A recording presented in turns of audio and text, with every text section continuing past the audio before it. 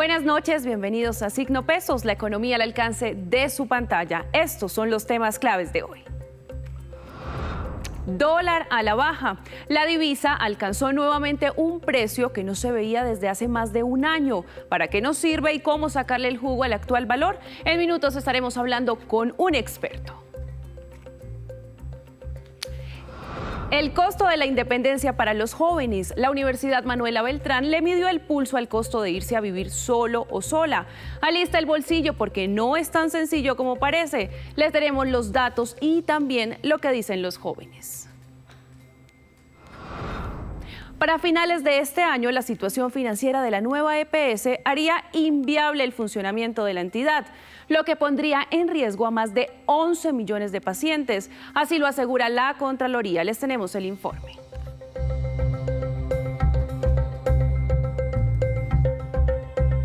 Comenzamos esta misión de Signo Pesos hablando del comportamiento del dólar en Colombia, que en los últimos días ha bajado considerablemente. ¿Pero para qué nos sirve este precio? ¿Es buen momento para comprar la divisa? Se lo preguntamos a Orlando Santiago, gerente de Fénix Valor. Buenas noches y bienvenido a Signo Pesos, doctor. Hola Luisa, muy buenas noches. Muchas gracias por la invitación. Primero, para tener claro un poco el contexto, vemos aquí pues el precio del dólar, lo que ha sido en los últimos días, el promedio 3.898 pesos, el cierre 3.905 pesos. ¿Por qué se está presentando este comportamiento del dólar en nuestro país? Bueno, lo que tenemos es un escenario de la conjugación de muchos aspectos. Uno de ellos es que el presidente Trump está cumpliendo muchas de las cosas que dijo. De hecho, recuerden la famosa guerra arancelaria, todo el ruido que esto despertó, pero el impacto en la economía no fue de tal forma. Ahora, la economía o la inflación pareciera estar controlada en buena parte del primer mundo, por llamarlo de alguna forma, Estados Unidos, Europa, las potencias globales, y esto viene generando una presión importante sobre las tasas de interés, las cuales probablemente los inversores estarían considerando que en la reunión del próximo miércoles de la Reserva Federal, esta baje las tasas de interés. Si eso llega a ocurrir, pues evidentemente ha existido un debilitamiento del dólar a nivel global, y recordemos que en campaña el presidente hoy, el señor Trump, prometió tener un dólar débil para hacer más competitivos los productos de Estados Unidos, o sea, volverlos más baratos. Y en este sentido, todo se está conjugando desde el exterior y donde localmente también los inversores ya están pensando un poco más en el 2026, y esto se ha conjugado para tener una devaluación, particularmente en todo el mundo, una pérdida de valor del dólar, porque no es Colombia, es en todo el mundo donde el dólar se ha debilitado. Orlando, y para aterrizarle un poco aquí a los colombianos, a la gente de a pie, ¿cómo se puede aprovechar o para qué nos sirve primero este precio del dólar que no se veía desde el año pasado? Sí, digamos que siempre se habla de la famosa ecuación de los exportadores y los importadores, que eso es cierto, por supuesto que es cierto. Pero más que eso, yo creo que la gran mayoría de todos los colombianos, no importa que no exportemos, que no importemos, que seamos colombianos, ciudadanos comunes y corrientes, la baja del dólar nos beneficia mayoritariamente que lo que nos afecta.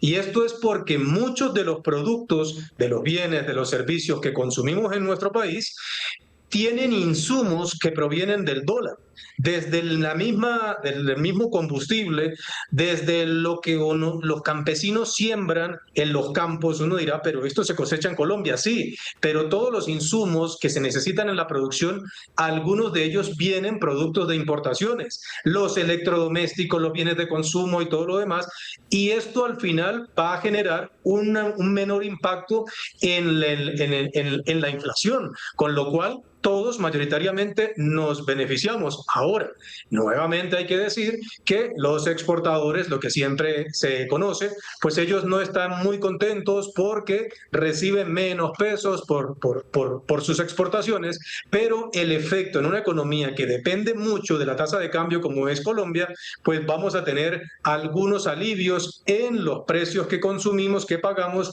como ya se mencionó, en bienes y servicios, como también pues una gran cadena de situaciones que nos pueden beneficiar. Quienes tengan créditos en dólares, quienes hagan compras en el exterior. Al final, cuando la tasa de cambio cae, lo que significa es que el peso ha ganado algo de poder adquisitivo frente al dólar americano, que como moneda como tal, pues es mucho más estable. Sí, precisamente vemos aquí este dato, Orlando, y es cerca de 199 productos de la canasta familiar son importados. Lo que usted decía, en el mercado, en lo que consumimos a diario, hay muchos productos que vienen desde Estados Unidos.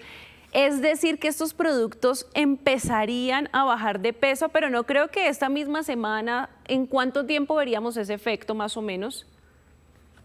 Sí, de hecho, no es inmediato porque hay algo que se llama inventarios. Inventarios es, yo sé que no se puede hablar de marcas, pero imagínense esa tienda súper grande que hay en su ciudad o en su municipio, que todos sabemos cuáles son, y de repente tienen, pongamos un ejemplo, un televisor que viene importado, no importa de dónde sea, porque viene importado en dólares. Ese inventario, ese televisor puede durar durante mucho tiempo ahí, semanas o meses, pero cuando se genere una nueva importación, el pago que va a hacer el importador para luego comercializarlo a los ciudadanos en pesos colombianos va a ser más bajo, por lo cual debería sentirse un impacto en la inflación y por eso, pues evidentemente ahí en la plantilla que ustedes colocan lo muestran. Lo del televisor es solo por mencionar un ejemplo, porque sabemos que hay una gran cantidad, no solamente de productos, sino también de servicios que se consumen y que pueden tener efectos positivos para los colombianos. Para aterrizar un poco estos ejemplos, el iPhone, el que acaba de salir, entonces, por ejemplo, ese iPhone que llegue a nuestro país, pues no lo tendríamos que pagar tan costoso a un dólar más caro, sino a este dólar, pues nos beneficiaría ese precio. Pues yo creo que no pudiste poner mejor ejemplo, Luisa. Claro, el iPhone 17 que está por lanzarse, creo que esa es la versión. Yo no tengo iPhone, pero esa debe ser la versión. Claro, en la medida que el dólar o que la tasa de cambio mejor en pesos va disminuyendo, o sea, hay que pagar menos pesos por dólar, pues vamos a tener un precio, los colombianos que consuman ese tipo de bienes, pues por supuesto inferior. Y de hecho, si vamos a la realidad, la tasa de cambio en lo corrido de este 2025, el dólar o el peso mejor, se ha revaluado cerca aproximadamente de un 10%. Entonces, para redondearlo, es como si quien compre un iPhone, para mencionar tu ejemplo, pues tiene un descuento del 10%. ¿Gracias a qué? A la caída o a la recuperación del peso frente al dólar americano. Y hablamos también, Orlando, de los servicios. Si yo estoy pensando en viajar a Estados Unidos o tener un viaje a otra parte del país, a otra parte del mundo, donde se utiliza el dólar, donde puedo pagar en dólares, yo puedo desde ya ir comprando esos dólares para utilizarlos en ese viaje. Correcto. De hecho, cuando hablamos de servicios o de bienes o de alguna cosa que vayas a realizar en el futuro, pues evidentemente es una previsión. Ahora la cuestión es, ¿y si el dólar sigue bajando? Todos esos escenarios pueden ocurrir, pero más allá de sacar una bola de cristal, que eso no existe, y adivinar el futuro con precisión, como enseñan los cuentos de hadas, lo que sí es cierto es que hoy es real. Es un hecho que la tasa de cambio ha caído más de 400 pesos, casi 500 pesos, frente a los últimos días del año anterior, y eso, pues por supuesto, beneficio. Claro que estamos analizando una parte de la ecuación. Si uno piensa en los colombianos que están afuera, y que le envían dólares a sus familiares, solo también por mencionar un ejemplo, pues ahí está la otra cara de la revaluación del peso. Así que evidentemente esto es algo que tiene ganadores y perdedores indiscutiblemente, pero por mencionar un ejemplo de la inflación, esa sí nos toca a todos. No importa que se trate de la persona más pudiente de Colombia o la persona con menor capacidad de ingresos en nuestro país. Y si hablamos un poco de esa inversión o ese ahorro en dólares, ¿qué le recomienda a la gente que quiere hacerlo aprovechando este precio? Bueno, yo les diría que es posible que esta no sea una tendencia corto plazo. Me explico. Algunos van a pensar, o muchos pueden pensar, y además nadie tiene la verdad absoluta porque no hay manera del 100% de decir que este es el mínimo, pero alguien podría considerar que si es para una inversión de muy largo plazo, comprar dólares en los niveles actuales es racional, tiene sentido. Y sí, efectivamente lo es, porque en el muy largo plazo, si uno mira la tasa de cambio del peso frente al dólar en décadas, pues evidentemente hay una tendencia histórica creciente. Pero si es en el corto plazo, alguien que está pensando en octubre o en noviembre, pues hay un margen de error en el sentido que el dólar puede seguir debilitándose. Hay que recordar que es una política de Estados Unidos, como abrimos la entrevista, tener un dólar débil, porque ya que mencionaste el ejemplo, Luisa, del iPhone, me cae magnífico en este momento. Ellos, con Apple, con su venta de sus iPhone, ellos siguen vendiendo su iPhone en el mismo nivel de precio, en los mismos dólares, pero salen más barato en el exterior. Entonces, bajo este escenario, ya que me hablas de inversión, pero vale la pena hacer esta explicación, de repente en el corto plazo se puede permitir la tasa de cambio continuar bajando, pero hablando de escenarios de tiempo muy largos, pues indiscutiblemente es mejor comprar dólares para quienes consideran esas inversiones a 3.900 pesos que a 4.200, 4.500 o a 5.000 como estuvo hace cerca de 2 años. Orlando Santiago, gerente y analista de Fénix Valor, muchísimas gracias por acompañarnos esta noche en Signo Pesos. Gracias a ustedes, Luisa, por la invitación. Gracias por mantenerse conectados con Signo Pesos. Una de las decisiones más importantes de la vida de un joven es irse a vivir solo o sola, pero esto implica también grandes costos. Precisamente un estudio de la Universidad Manuela Beltrán le puso la lupa a este tema y encontró datos muy interesantes. Le doy la bienvenida a Marisela Botero, administradora de empresas y docente de la Universidad Manuela Beltrán. Profe, buenas noches y bienvenida a Signo Pesos. Bueno, muy buenas noches para todos.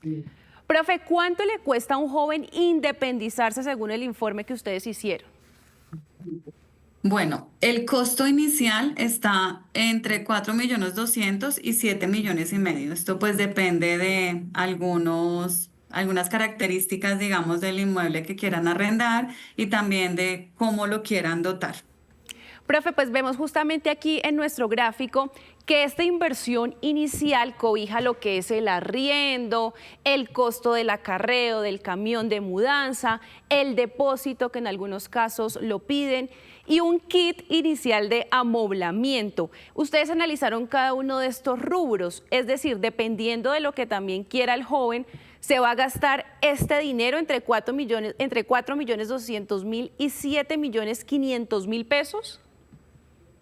Así es. Esto depende de varios elementos. Uno es cuántos inmuebles quiere comprar o cuáles son los electrodomésticos y otro tipo de elementos para dotar el inmueble. Entonces pudimos observar que también de esto depende de los estratos, de si quieren comprar la nevera de una vez en el arranque, o si quieren comprar lavadora, si quieren comprar pues una vajilla. Depende de varios factores, pero uno de ellos también es el estrato donde quieren vivir. Porque pues depende del estrato y depende también las características del contrato de arrendamiento. En algunos casos pues les piden dejar un canon de arrendamiento para por si ocurre algo. En otros casos pues el tema de la póliza, de seguros y demás. Profe, pues precisamente nosotros hablamos con algunos jóvenes quienes nos contaron cómo tomaron esa decisión para irse a vivir solo o sola y cuánto les costó cuando tomaron esa decisión. Entonces le invito para que los escuchemos. A raíz de eso ya me di dando cuenta que es lo que necesitaba, que fui planeando que podía ir comprando, que era lo que más necesitaba en ese momento. O sea, ¿qué es lo primordial para ir haciendo esto? Y como solo trabajaba medio tiempo, pues intentaba rebuscármela en el otro medio tiempo y así fui comprando todas mis cosas hasta que en cierto punto ya me pude ir a un apartamento más grande para mí solo. Lo que hice fue ahorrar, básicamente todo se logra ahorrando, ¿no? ¿Y hace cuánto se independizó completamente? 4 años. ¿Y cuánto le costó irse a vivir solo completamente con todas sus cosas? Yo diría que 2 millones, porque pues es arriendo, comida, cama, bueno. Profe, bueno, vemos la opinión de los jóvenes sobre esa inversión inicial, tomar la decisión, pero también tenemos que tener en cuenta algo y es el gasto mensual, porque ese gasto inicial, bueno, ya se paga, pero cada mes hay que cumplir con ciertas obligaciones y ustedes dicen que en promedio se debe destinar entre 1.700.000 pesos a 2.800.000 pesos. ¿Por qué, profesora, este rango? Bueno, este rango de precios tiene que ver con el estrato socioeconómico en el que quieran vivir. Encontramos también en el estudio que algunas viviendas en estrato 3 pues oscilan entre 900.000 y hasta 1.700.000 pesos, depende, ¿no? Y en estrato 4 pues también tenemos diferentes valores allí que pueden oscilar entre 1.500.000 y de ahí pues hacia arriba. También depende pues los metros cuadrados que tenga el inmueble donde quieran vivir, si es un apartaestudio, si es un apartamento pues de 2 habitaciones chiquito, por decirlo de alguna manera. Pero también en este valor, es decir, en este rango de 1.700.000 a 2.800.000, pues incluimos o identificamos que se incluyen los servicios públicos y, por ejemplo, el Internet, algunas otras cuotas que se requieren pagar mensualmente cuando una persona decide irse a vivir sola. Ustedes hablan de un término muy interesante y es el tema de los gastos ocultos. ¿Cuáles son estos gastos ocultos y por qué debemos tenerlos en cuenta en ese presupuesto? Importante tenerlo en cuenta porque muchas veces cuando los jóvenes se van a independizar, entonces planean y dicen, bueno, el arriendo cuesta, no sé, 1.200.000 por decir algo. El mercado, 400.000 pesos, no sé, es poco, pero poner un ejemplo. ¿Cuáles son estos gastos ocultos? El pago de administración, el pago del internet, que es un gasto pues fijo que muchas veces no se tiene en cuenta en los valores que se planean, digamos, cuando una persona se quiere independizar. Y también otros imprevistos que pueden salir, ¿no? Que no se tienen planeados. Entonces, esto hace parte de los gastos ocultos. ¿Qué pasa cuando ustedes hablan de los estratos? Es decir, yo debo ajustarme a esa realidad económica o no dejarme llevar por la emoción de decir, no, es que yo quiero vivir en esta zona, pero si soy realista y hago cuentas y no me alcanza y termino viviendo hasta aquí, hasta el cuello por pagar vivir en esa zona. ¿Cómo deben hacer los jóvenes para que esto no termine ahogándolos financieramente? Sí, esto es clave porque encontramos en el estudio que digamos, una zona que les gusta mucho a los jóvenes es, por ejemplo, Teusaquillo o Chapinero. En estos barrios encontramos algunas viviendas todavía de estrato 3, pero otras son estrato 4. Sin embargo, otras personas prefieren vivir en Cedritos hacia el norte, que ahí puede ser estrato 4 o 5. Entonces es importante que tengan en cuenta esto.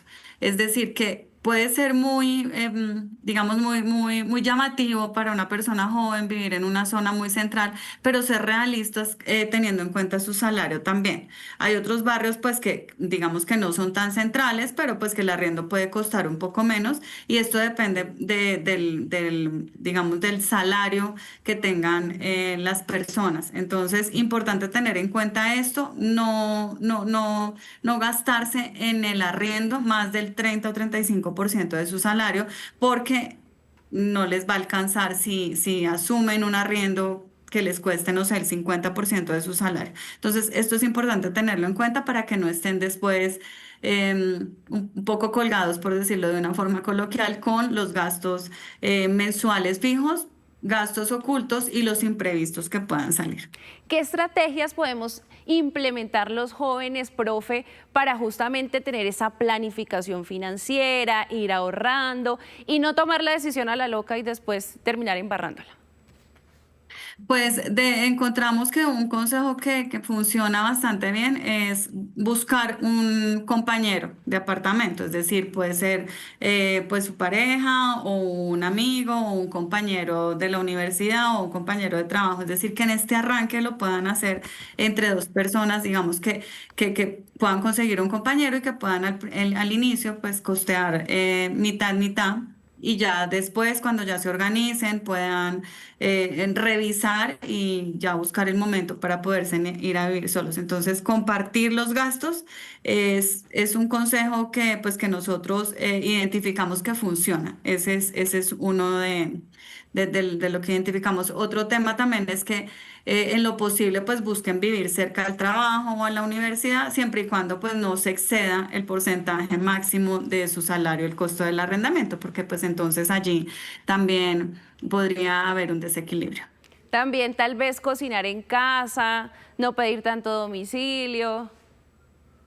Sí, claro, sí, exacto. Tener muy en cuenta pues aquellos gastos hormiga o gastos que uno no tiene planeados. Entonces tener un presupuesto muy juicioso, anotar absolutamente todos los gastos y todo lo que se gasten para que podamos identificar allí en qué tipo de elementos podemos disminuir los gastos. Pero el tema de cocinar en casa es súper clave también, tomar transporte público o vivir cerca al trabajo o a la universidad. Marisela Botero, docente de la Universidad Manuela Beltrán, muchísimas gracias, profe, por acompañarnos en Signo Pesos y esos consejos tan importantes. Muchas gracias a ustedes por invitarnos. Buena tarde para todos. La crisis financiera de Nueva EPS sigue creciendo. Un informe de la Contraloría revela graves problemas financieros y administrativos que ponen en riesgo la atención de millones de usuarios. Según el ente de control, la Nueva EPS podría ser inviable a finales de este año. La Nueva EPS, que hoy atiende a más de 11.5 millones de colombianos, atraviesa una crisis que ha encendido las alarmas en el sistema de salud. Un informe de la Contraloría de 83 páginas revela que pese a estar bajo intervención desde abril del 2024, la situación financiera y administrativa no mejora, por el contrario se ha deteriorado aún más. El malestar también se refleja en los usuarios. En el primer semestre del 2025, las peticiones, quejas y reclamos aumentaron un 63% frente al mismo periodo del año anterior, alcanzando los 46.000 casos. La mayoría tienen que ver con demoras en la asignación de citas médicas y en la entrega de medicamentos.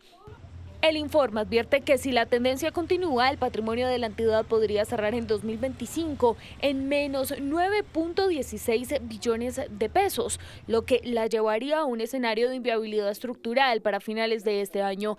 Eso significaría que la Nueva EPS perdería su capacidad operativa, dejando sin cobertura médica a millones de afiliados. La Contraloría también encontró que existen relaciones comerciales sin formalizar con uniones temporales y que la mayoría de los contratos presentados tienen deficiencias en las notas técnicas, documento clave para justificar costos, describir servicios y fijar criterios de pago. En total, 14 contratos tienen notas incompletas y 4 ni siquiera las registran. Entre diciembre del 2022 y marzo del 2025, la deuda de Nueva EPS creció un 198%, llegando a 21.3 billones de pesos. Según la Contraloría, la Nueva EPS enfrenta un deterioro progresivo de sus finanzas y su gestión administrativa. Apunta a una inviabilidad a finales de este año, pese a la intervención de la Superintendencia Nacional de Salud. Y a esta hora llega Víctor Grosso con otras noticias clave de hoy y esta noche nos habla de las exportaciones de banano. ¿Cuáles son las cifras, Víctor? Que van muy bien, Luisa, muy buenas noches. Buenas noches para nuestros televidentes. El año pasado fue difícil para el sector, nos dicen algunos gremios productores de banano en Colombia, que fue difícil porque no fue tan rentable, por factores climáticos que afectaron las cosechas, inclusive por elevados costos en los insumos, pero que este año la situación está cambiando, los números empiezan a mejorar y este es el balance del primer semestre de este año relacionado con las exportaciones de banano colombiano. Veamos las cifras. Entre enero y junio, las exportaciones fueron de 67,4 millones de cajas de 20 kilogramos. Y aquí el crecimiento fue del 22%. Miremos qué pasó con el destino más importante de este alimento colombiano en cuanto a las exportaciones. Estados Unidos se quedó con 12 millones de cajas en el primer semestre y solo en ese mercado el crecimiento fue del 39%. Por eso desde el gremio hacen un llamado para que Colombia mantenga muy buenas relaciones con este país porque es clave para los productores de este alimento. Y aquí vemos, este cuadrito es muy interesante, pero veamos estas columnas de acá, donde vemos además de Estados Unidos otros mercados relevantes. En Bélgica el crecimiento hacia Bélgica fue casi el 20%, hacia Italia más de 9,6 millones de cajas con un crecimiento superior al 271%, Reino Unido también, y vemos otros países relevantes para las exportaciones de este producto. Este es el balance de las exportaciones primer semestre de este año. Víctor, muchas gracias, muy interesante y una muy buena noticia. Muy buena noticia, feliz noche para usted. Gracias. Y antes de despedirnos, los dejo con este dato. China es el gran controlador de las llamadas tierras raras, que son esos minerales clave para el desarrollo de muchas industrias modernas, como son el litio, cobre, níquel y cobalto. El gigante asiático controla el 80% de la producción y el 40% de las reservas. En América Latina, según el Banco CAF, solo 3 países tienen reservas y relevancia en estos minerales: Brasil, Perú y México. Y así terminamos por hoy. Los esperamos mañana con una nueva emisión y toda la información económica que usted necesita saber. Este es Signo Pesos, la economía al alcance de su pantalla. Buenas noches para todos.